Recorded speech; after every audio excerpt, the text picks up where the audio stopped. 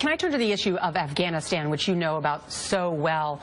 I think many Americans may have forgotten that we still have 30,000 troops in Afghanistan, and the current president there has refused to sign a U.S. security agreement with us. What do you make of Karzai's blatant defiance and the fact that he's freed more than 60 prisoners?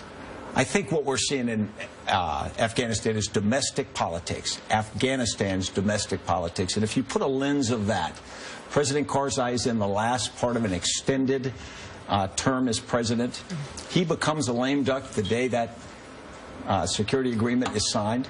My gut feeling is that he is trying to maintain handles on this as long as possible. I think once the election's gone, his successor, almost anyone, will move rapidly to sign that security agreement. Well, I guess here's what interests me is that Vice President Biden has called for almost a total withdrawal. There's talk amongst Defense Secretary Hagel to leave maybe 9,000 troops there. Are you concerned that Afghanistan will turn into an Iraq, essentially, if we totally pull out troops? Nor I am. I'm biased about Afghanistan, and I admit that up front. I think that what Afghanistan needs is a demonstration of commitment and partnership and friendship. That doesn't mean many, many thousands of troops, but I think it means some presence that reassures them that unlike 1989, when essentially we walked away, we would not do that, and we would be there to help them develop. Is it what's happened in Iraq since American troops left a forecast of what would happen in Afghanistan?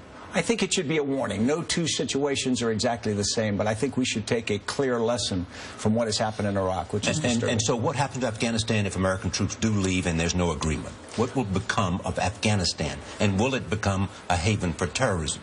I think there's every possibility that would occur. I don't think that the Taliban are strong enough to sweep in and take over a unified Afghanistan.